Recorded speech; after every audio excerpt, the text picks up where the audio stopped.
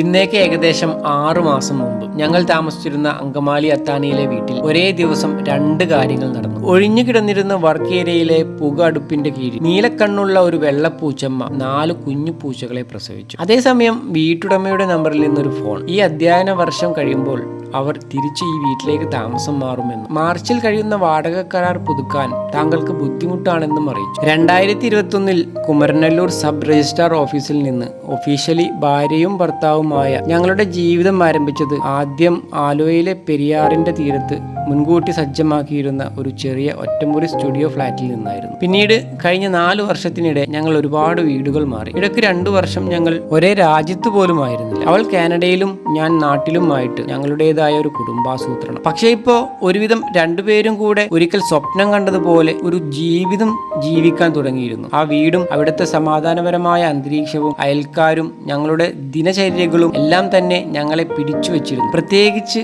അവിടുത്തെ പൂച്ചകൾ. ഞങ്ങൾ വന്നപ്പോൾ ഞാൻ മുമ്പ് പറഞ്ഞ ആ പൂച്ചമ്മ അന്നും അവിടെ ആ പുകടുപ്പിന്റെ ഇടക്ക് പ്രസവിച്ച് കിടന്നിരുന്നതായിരുന്നു. കാരണം അവിടെ താമസിച്ച ആ 10 മാസ കാലയളവിൽ ഇത് അതിന്റെ 3ാമത്തെ പ്രസവമാണ്. ആ വർക്ക് ഏരിയയിലെ ആരും അധികം ഉപയോഗിക്കാത്ത മുറിയിലേക്കുള്ള അവളുടെ പ്രവേശന കവാടമായിരുന്ന ആ ജനാല അവളുടെ മുന്നിൽ ഒരിക്കലും ഞങ്ങൾ അടച്ചിട്ടില്ല. അവൾക്കും അവളുടെ പറക്കം പറ്റാത്ത കുഞ്ഞുങ്ങൾക്കും ഞങ്ങൾക്ക് കഴിയാവുന്ന പരമാവധി സംരക്ഷണവും സൗകര്യങ്ങളും ഒരുക്കി കൊടുത്തു. ഞങ്ങളുടെ ലക്ഷ്യം അവളുടെ ഒരു കുഞ്ഞിനെ അവൾ ഞങ്ങൾക്ക് സമ്മാനിക്കുമോ എന്ന് അറിയാൻ വേണ്ടിയായിരുന്നു. പക്ഷെ മുമ്പ് 2 തവണയും അവൾ ഞങ്ങളെ നല്ല രീതിക്ക് കബളിപ്പിച്ചു. കുഞ്ഞുങ്ങളെ കൊണ്ട് ഒരു നാൾ അപ്രത്യക്ഷമായി. പ്രസവിച്ച പൂച്ച മിനിമം 4 വീട് കയറുമ്പോൾ. അതൊന്നുമല്ല, അവളുടെ 2ാമത്തെ പ്രസവാനന്തര വേളയിൽ കൂട്ടത്തിലെ ഏറ്റവും ദുർബലമായിരുന്ന ഒരു കുഞ്ഞ് മരിച്ചു. തള്ളപ്പൂച്ചയുടെ സങ്കടം കാണണമായിരുന്നു. മരിച്ചു കിടക്കുന്ന കുഞ്ഞിനെ പോലും അവൾ മറ്റുള്ളവരുടെ ഇടയിൽ തന്നെ ചേർത്ത് വെച്ചു. വീണ്ടും വീണ്ടും നക്കി ചേർത്ത് പിടിച്ചു. എന്റെ മനസ്സിൽ അത് സ്വന്തം വീട്ടിൽ നടന്ന ഒരു വേർപാട് പോലെ കുത്തിയിറങ്ങി. പിന്നീട് അവൾ പുറത്തു പോയപ്പോൾ ഞാൻ ആ ചത്ത കുഞ്ഞിനെയും എടുത്ത് മാവിൻ ചുവട്ടിൽ ഒരു ചെറിയ കുഴി എടുക്കാനിരുന്നു. പക്ഷെ അവൾ തിരിച്ചെത്തി,